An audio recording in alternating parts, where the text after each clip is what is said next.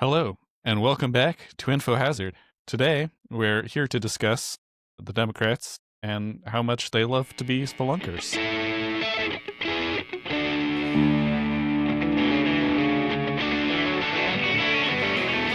might be like, spelunkers? That's because they caved. They ended the shutdown.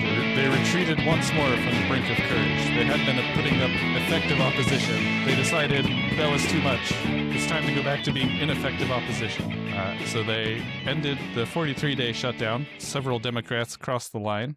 But don't worry, they got, really excellent concessions.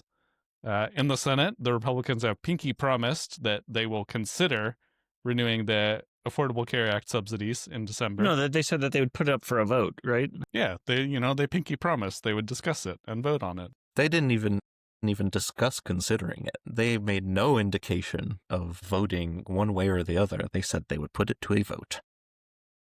Which, I thought again, this was already, was just a this was promise. at a vote. This was basically, they were already voting on this. So it's pretty stupid. They said they would put it to a vote. They are under no obligation to keep that promise. Yes, exactly. Plus, that's just the Senate and not the House. But also, this shutdown was basically a referendum on that already. So they basically had the vote on this already, and the Republicans all voted no. So Sorry, they had a vote on this already? That's effectively what the shutdown was, right? Like, the Democrats wanted to pass a version with the subsidies in, and the Republicans wouldn't pass that version. They'd only pass their version. But it never came to a vote, so... No, it did come to a vote. Well, it did come to a vote. They voted just never put it on the bill. Like, I'm saying, so, right, there's, one layer of abstraction, away from, the text of the bill that was being voted on, right? Because it didn't include those subsidies. So if you vote not to include something, you're basically, you are voting on that thing. Does that make sense? If you're the ones who decide what gets voted on, then yeah, you have control over that. It's like that Rush lyric. If you choose not to decide, you still have made a choice, right? Yes. Yeah. If you choose not to go to the bathroom, you're still doing meteor-based gambling.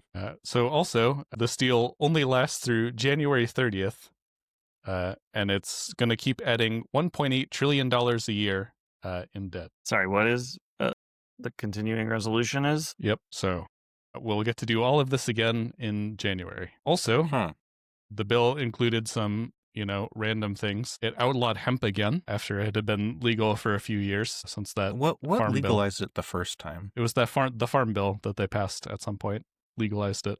But now it's illegal again. So sorry to all those hemp investors. Bad luck. It was obviously the number one issue facing America. It was put in there by Mitch McConnell because he was lobbied very heavily by the bourbon industry because, alcohol sales go down in states where hemp is legal. So alcohol sales were going down too much. So can't have that. Can't we fire all these people? No, dude. Okay, so you think that's bad. Wait till you hear about this provision. This is much, much worse, in my opinion. The bill also contained a provision that I think it was 8 Republican senators who had their phone logs subpoenaed by the FBI during the investigation of January 6th. They get $500,000 from the Justice Department per violation, which, depending on how they define this, could be a very large chunk of change, probably, 3 to many millions of dollars. So they just voted to give themselves millions of dollars while all these federal workers are just getting totally fucked over. And this is what the Democrats were crossing the aisle to vote for. It was just like a total defeat. 41 days, the longest government shutdown. They got nothing out of it. It's just a real... Did they get nothing out of it? I think they got a couple things out of it politically. One thing they got politically was anyone who paid attention saw that Donald Trump was ready to cut SNAP gratuitously. It goes beyond that, dude. He was determined to cut it, even when they told him he wasn't allowed to. Yeah, sorry, did I say he was willing? Yes, that's what I was trying to get at with gratuitously, right? He showed a strong desire to starve the needy.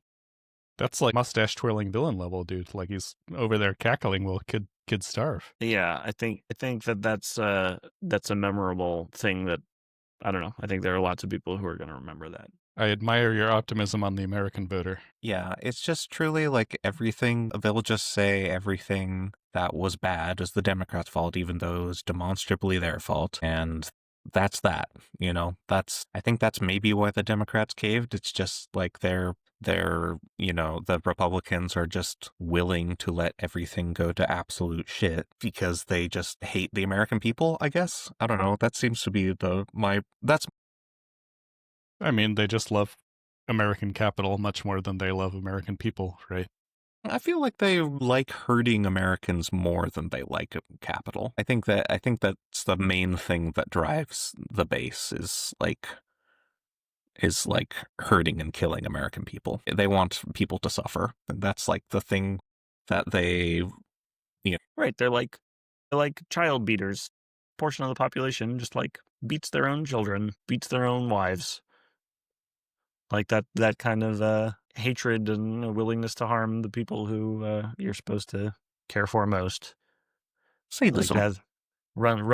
But something I kind of wanted to talk about this is, if you look at the discussion of this online, you see a lot of, the Democrats are just controlled opposition. They're just there to provide a show. It's all just a play that the billionaires put on to keep people pacified, which is like a little overly bleak, I think. I think they're just, some of them are not very committed to doing a good job. And so you have this, they're very disunited and, go ahead, Phil.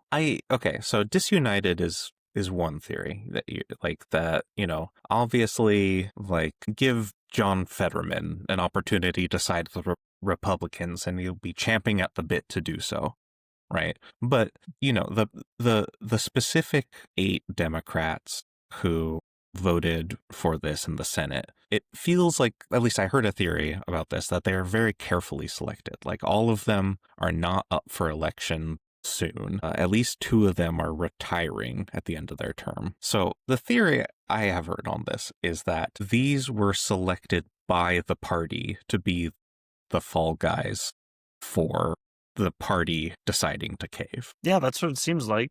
So it's like the Democrats didn't actually want to do this. Like the party didn't want to do it.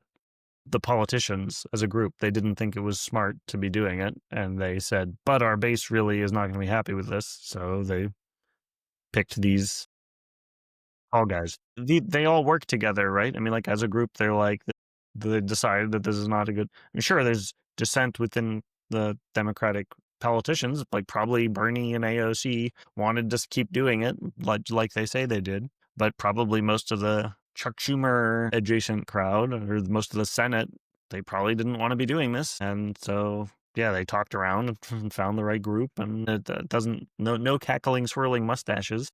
I mean, but that's basically what you're talking about is they're carefully selecting people to put on a show. That was like Chuck Schumer, party leadership, picked these people so they could. Chuck Schumer voted against the bill, but my conspiracy-addled contention here is that the Democratic Party leadership, including Chuck Schumer, selected these senators to cave on the bill. So I guess I'm just confused. What was the plan? What do they gain from this whole shutdown? Voting on the budget bill? Like, what do they gain from? I think they avoid back the losses. I think if they want to preserve the filibuster, then they were risking losing that. I don't think so. If they were going to nuke the filibuster, they would have done that already. What do you mean? That in my mind is a little point in favor of this being like a top-down sort of thing, because the people who are most incentivized to kind of keep the system in place in its current format are the people who run the parties. So the parties are invested in keeping things like the filibuster in place.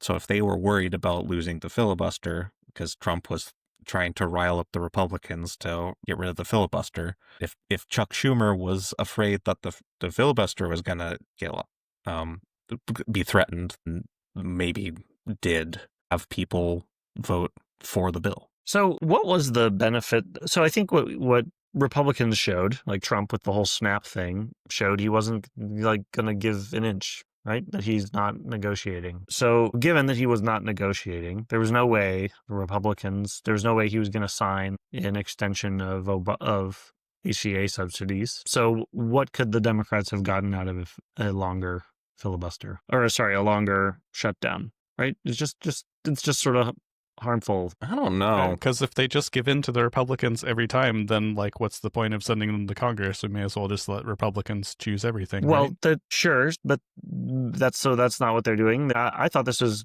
good, isn't it though? Well, so here's my reinterpretation of that is what they showed here is that every time there's any fight, they're trying to signal how they're going to behave from here on. And you're saying what they signaled is that they'll talk a big game, but then they'll chicken out. Yep. But maybe what they signaled was that they will make things more painful than they have made them before. But only modestly, not enough to upset any rich people. I think that was pretty painful, but I think that the Republicans lost a lot from this process. I mean, But I think they would have kept losing more, right? So what would they have lost? If they weren't going to negotiate for this ACA credit extension, what were the Democrats going to gain? Right. It would have been a lose-lose. And you're probably right that the Republicans would have lost more politically. But I'm with you. I kind of was ready to see that kind of a scorched earth fight for a little while to say like, okay, they're just going to cut everything. They're going to cut SNAP. People are literally going to be starving, and the emperor will be playing his violin if Trump had any musical acumen. And so yeah, that would have been very unpopular. Maybe this was it. Maybe this was the best they could do. Like, I could absolutely see Trump letting thousands die of starvation, and I think anyone with a conscience, with the power to do something about that, would try to stop it. So maybe this is as best as we can do, right? Like, and I feel like this wasn't the moment when Democrats need to be all in. Is after they win in the midterms and Trump and the Republicans are trying to prevent the free, fair election and the results. Look at all these chickens. Look at all these chickens. I mean, granted, they're still in their eggs, but come on, look at all these chickens. What? You're counting your chickens before they've hatched.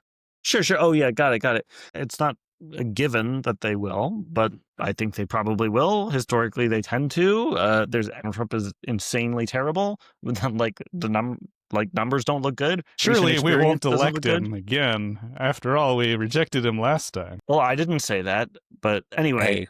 Do you hear what I'm saying? I hope it's true. I think that I hope we remember that this is the president who's just willing to let.